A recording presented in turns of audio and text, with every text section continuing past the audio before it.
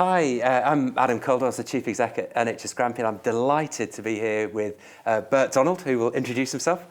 Hi, I'm Bert Donald. I'm a non-executive director of the board of NHS Grampian, and specifically I have a responsibility as the whistleblowing champion. Yeah, and I'm really pleased we're going to have this conversation. We're doing, I guess, a bit of promotional work for the Speak Up Week. So maybe you could start off just telling us what Speak Up Week's about. So Speak Up Week has been happening on an annual basis, and it's an opportunity to encourage staff and colleagues to speak up when they think there's something not right. And part of the Speak Up Week will feature whistleblowing. And my role as the whistleblowing champion means that I want to try and promote the whistleblowing standards, tell people a little bit about the standards, what they cover, and how to report something. And what's the importance of whistleblowing? Where does that sit in our organisation as something that's important? Ultimately, whistleblowing is there to make sure that we are delivering the best care and the best service that we can to patients, whilst also taking cognizance of staff safety and staff well-being. And you can draw a line through everything to do with whistleblowing, because it is ultimately about patient safety, patient care. And this inextricable link, of course, also with culture. Yeah, and if someone sees something that's not right, not just a whistleblowing issue, we would both really want them to speak up, and we know that takes some real courage. Well, how do people go about speaking up? What does that actually mean? Yeah, so I think the message is that the organisation encourages people to speak up. But we recognise that it's a difficult thing to do, and it takes courage. There are a number of routes. So I think we would always say, try and deal with this early on to prevent things from festering or deteriorating, and then it just can become so much more difficult to try and resolve. And to do that, there are a number of options. So you can speak with a line manager, for example. You can speak with a staff association member, or you can follow the more formal processes.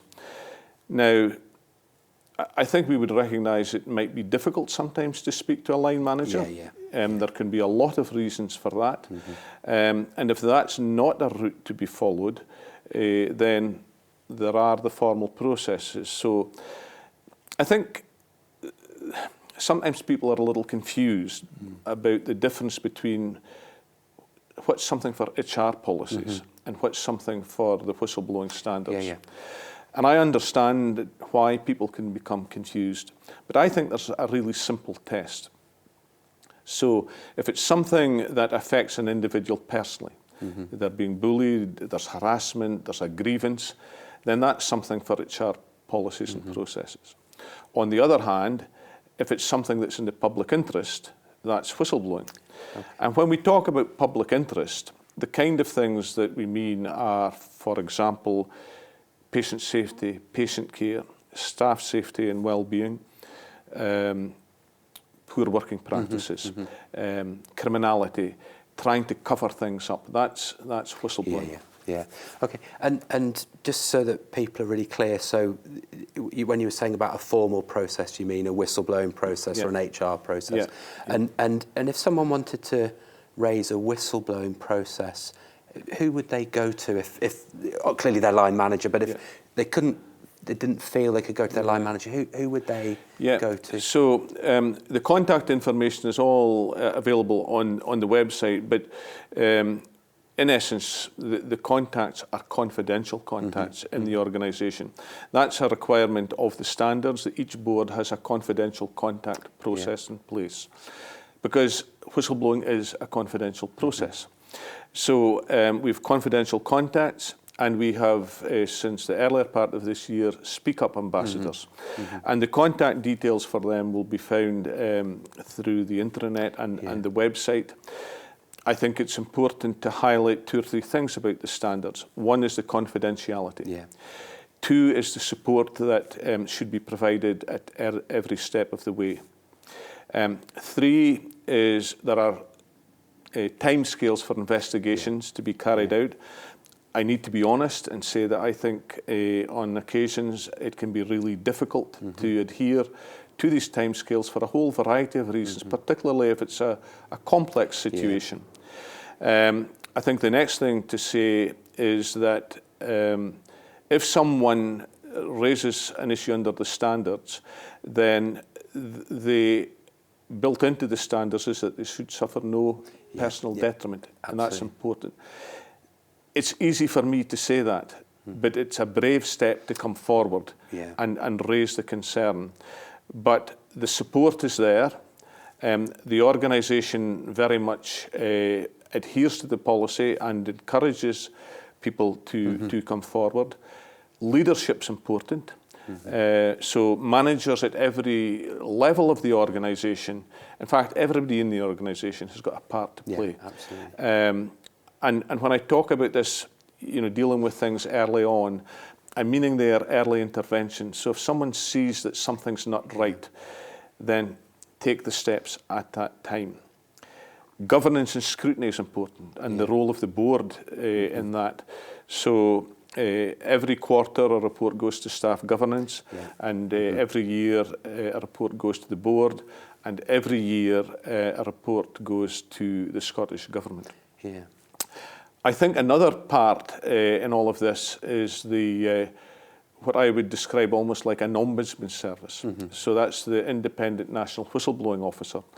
And what that means is if someone's not content with how their concern has been handled, how the investigation has been, the length of time it has been taking, or the outcome, then the person who raises the concern, the whistleblower, has recourse to the INWO.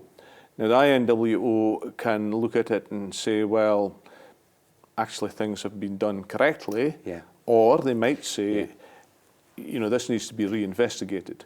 Now, that hasn't happened very often in NHS Grampian, I have to say.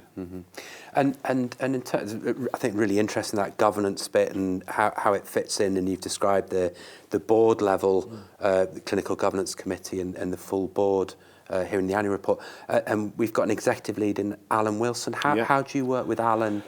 Yeah, so Alan took over from you earlier on this year as the executive lead for whistleblowing.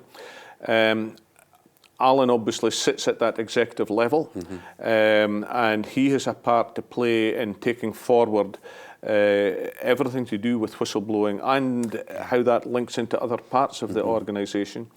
Alan and I meet, we have conversations. I have meetings with Louise Ballantyne, who has an important part to play in whistleblowing. My role in that is about ensuring compliance. I don't get to know about the detail of cases because I don't need to know that. And this again, I think, is about protecting people's confidentiality. And I shouldn't mention, I think this is important, you cannot raise a concern anonymously, but when you do raise it, it will be dealt with confidentially. And the reason you can't raise it anonymously is because if you do so, there's no way of getting back to you to find out more information. And so I think you've described there, you're really playing that key role of holding the executive officers to account and consequently, so really, really important. Yeah, it's about accountability. It's about the governance and the scrutiny and the compliance. Whistleblowing's a journey. It was introduced in 2021. The standards were introduced in 2021 on a national basis. They replaced local policies, but the national policy is to introduce consistency across the country.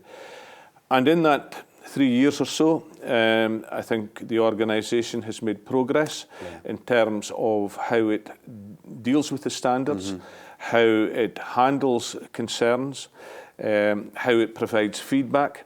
And I think that's another important thing, the learning aspect. It's not about blame. It's about learning. Yeah. And I think that's a key element as well, that we want to encourage learning from this. Yeah, absolutely.